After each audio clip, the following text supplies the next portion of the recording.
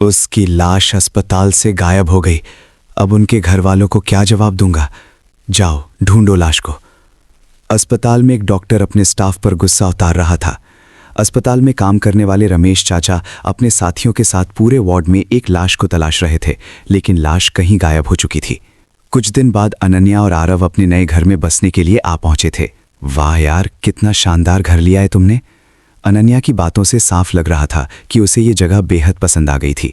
Aarav office चला गया था और अनन्या घर में किचन में अपने लिए कुछ हल्का फुल्का नाश्ता तैयार कर रही थी।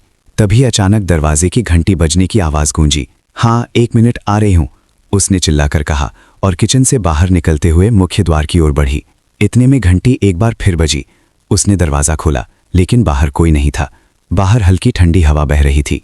उनका घर शहर की चहल पहल से काफी दूर एक शांत कॉलोनी में था, इसलिए लोगों का आना जाना लगभग ना के बराबर था।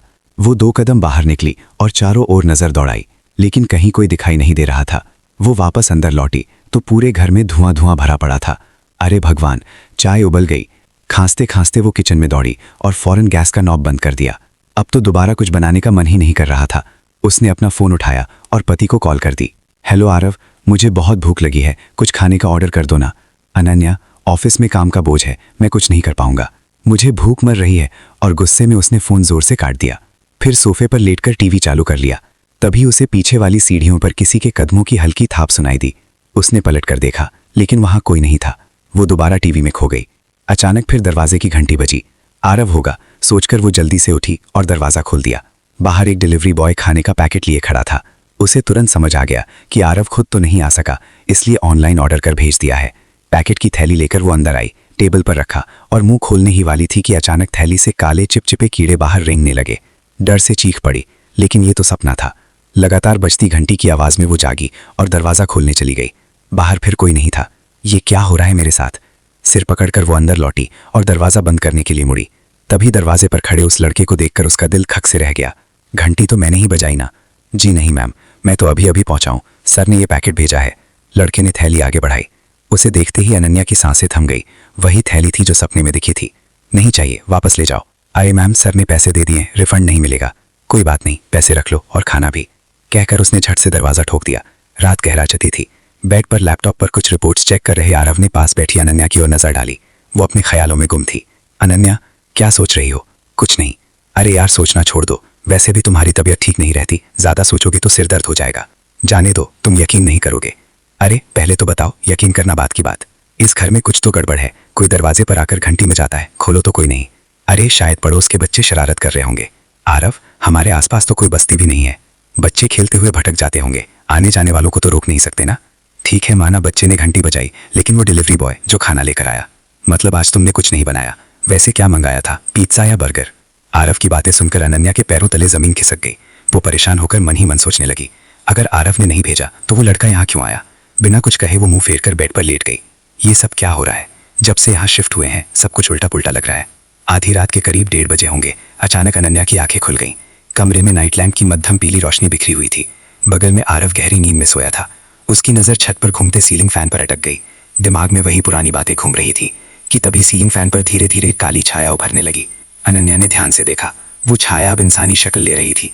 उसका दिल जोर जोर से धड़कने लगा। आरव को जगाने के लिए हाथ उठाने की कोशिश की, लेकिन शरीर जैसे जकड़ गया था। वो हिल भी नहीं पा रही थी। तिरछी नजर से आरव को देखा। वो चैन की नींद सो रहा था।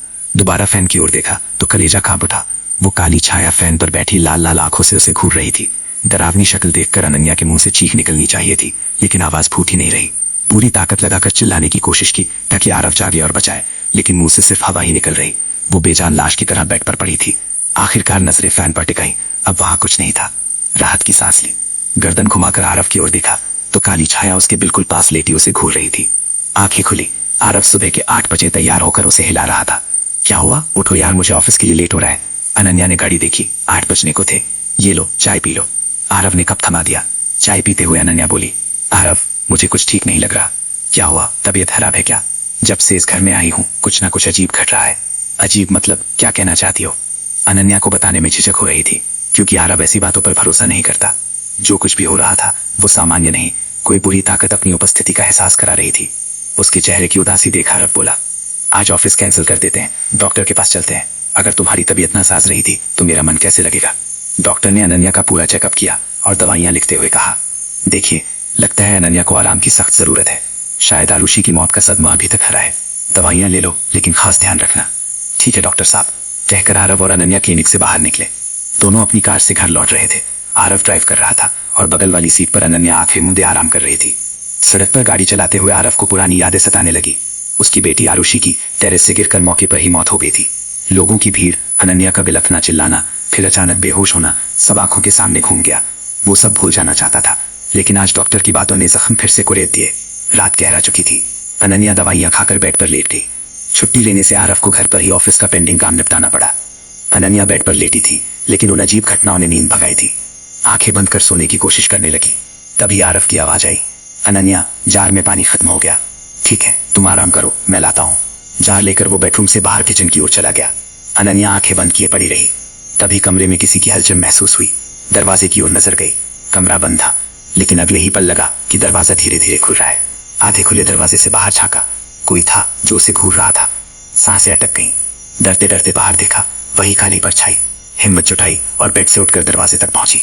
झट से बंद करने ही वाली थी कि परछाई ने धक्का देना शुरू कर दिया। वो अंदर घुसने को बेताब लग रही थी। अनन्या ने दरवाजे को रोका। तभी पास पड़ी लकड़ी का डंडा हाथ लगा। डंडा उठाया, तब तक परछाई अंदर आ चुकी थी। पूरी ताकत से डंडे से प्रहार किया, बार बार मारा। हाथ से पानी का जार छूटा और जमीन पर गिर पड़ा। साथ ही अनन्या भी फिसल कर गिर गई। अनन्या ने आरव के सिर पर डंडा मारा था और लाल आंखों से घूर रही थी। आरव को अतीत की घटना याद आने लगी। उस रात वो देर रात घर लौटा था। दरवाजा खोलते ही आवाज आई, तेरी माँ मर चुकी है, मैं तेरी माँ नहीं हूँ, और भूख लगी है तो अपनी मरी हुई माँ से मांग ले। काश तू भी उसके साथ मर जाती। अनन्या अपनी सौतेली बेटी आरुषि पर चिल्ला रही थी। 7 साल की आरुषि की नजर दरवाजे पर पिता पर पड़ी। फूट फूट कर रोते हुए दौड़कर लिपट गई। पापा, भूख नहीं लगी, खाना भी नहीं चाहिए, बस मेरी माँ लौटा दो। आरव चुपचाप सुन रहा था, लेकिन कोई खिड़की से सब देख रहा था। अगले दिन वैसा ही। आरव ऑफिस गया। आरुषि टेरेस पर खेल रही थी। अनन्या पास में रस्सी पर कपड़े सुखा रही थी। तभी नजर पड़ी और आरुषि टेरेस से नीचे गिर गई। पड़ोस के रमेश चाचा ने घायल आरुषि को गोद में उठाया और अस्पताल की ओर भागे। आरव ऑफिस में व्यस्त था। तभी फोन बजा। उठाया तो दौड़ पड़ा। अस्पताल पहुंचा तो अनन्या जोर जोर से रोने लगी। आरुषि, आरुषि टेरेस से गिरकर मर गई, कहकर बेहोश होने का नाटक किया। आरव समझ गया आरुषि को अनन्या ने धक्का दिया था, लेकिन चुप रहा। तभी डॉक्टर हिचकते हुए बोले, माफी चाहते हैं, आपकी बेटी की लाश गायब हो गई है और अनन्या ने उसके बदले भारी रकम ली थी। जमीन पर पड़े आरव की आंखों के सामने सब तैरने लगा। सिर से खून बह रहा था। अनन्या लगातार डंडे से मार रही थी। एक पल को अनन्या में अपनी मृत पत्नी नजर आई और वो बेहोश हो गया। कुछ दिन बाद अनन्या पर पति हत्या का आरोप लगा, लेकिन दिमागी हालत खराब होने से मेडिकल जांच के बाद उसे मेंटल हॉस्पिटल भेजा जा रहा था। 2 कर्मचारी उसे गाड़ी की ओर ले जा रहे थे। इंस्पेक्टर ने देखा, बुढ़ा हुआ बेचारी के साथ। कुछ दिन पहले बेटी टेरेस से गिरकर मुड़ गई, लाश भी नहीं मिली और अब पति का खून, पागल हो गई। वैसे डॉक्टर साहब, उस बच्ची की लाश का कुछ पता? ये तो पुलिस का मामला है, जांच चल रही है। इतना कह के चले गए। डॉक्टर ने कर्मचारी की ओर देखा। रमेश चाचा, आपका एहसान जिंदगी भर नहीं भूलूंगा। अगर आपने इस औरत की सच्चाई ना बताई होती। तभी फोन बजा। पत्नी का वीडियो कॉल। वो खुश लग रही थी। हेलो, आज मुझे माँ कहकर बुलाया। हमारी तो संतान नहीं, लेकिन अब भगवान से कोई शिकायत नहीं। कैमरा डाइनिंग टेबल पर घुमाया। आरुषि जिंदा थी, कुर्सी पर बैठे खाना खा रही थी।